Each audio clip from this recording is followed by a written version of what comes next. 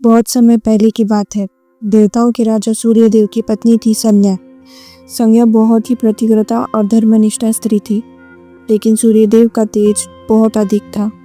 उनके शरीर से इतनी तेज रोशनी निकलती थी कि संज्ञा लंबे समय तक उनके साथ नहीं रह पाती थी।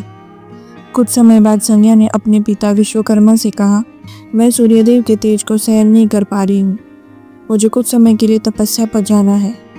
उन्होंने अपनी ही छाया को अपनी जगह पर सूर्यदेव की सेवा के लिए छोड़ दिया और खुद तपस्या के लिए निकल पड़ी। छाया ने सूर्यदेव से कुछ नहीं छिपाया और पूरी श्रद्धा से उनकी सेवा करती रही। समय बीतता गया और एक दिन छाया ने एक पुत्र को जन्म दिया। वही पुत्र आगे चलकर शनिदेव कहलाया। शनिदेव का जन्म एक विशेष समय पर हुआ था, जब छाया गहरी तपस्या में लीन थी। इसलिए उनके पुत्र शनि का भी स्वभाव वैसा ही था, तपस्वी और गंभीर। शनिदेव का रंग सांवला था और उनका चेहरा तेज से नहीं बल्कि शांत गहराई से भरा हुआ था। जब सूर्यदेव ने शनि को पहली बार देखा तो उन्होंने उसके रंग और रूप को देखकर उसे स्वीकार नहीं किया। उन्हें शक हुआ कि ये पुत्र उनका नहीं है। इस व्यवहार से शनि और छाया दोनों बहुत आहत हुए। शनिदेव ने अपनी माँ से सब कुछ जानने के बाद भगवान शिव जी की कठोर तपस्या शुरू कर दी। सालों तक बिना अन्न जल के वे केवल शिव का नाम जपते रहे।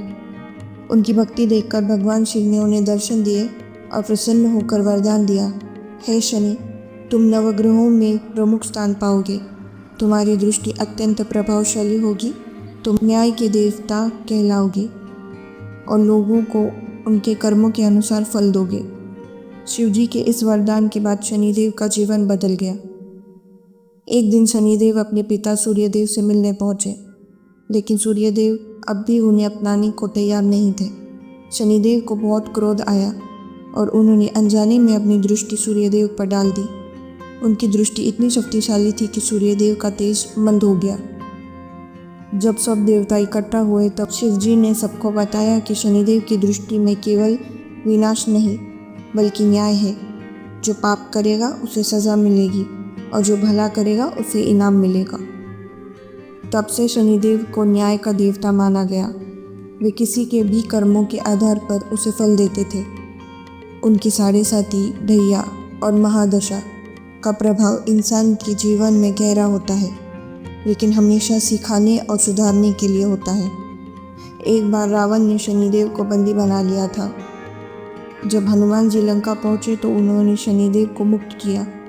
इसके बदले शनिदेव ने वचन दिया, जो भी हनुमान जी की पूजा करेगा उसके ऊपर मेरी दृष्टि का बुरा प्रभाव नहीं पड़ेगा।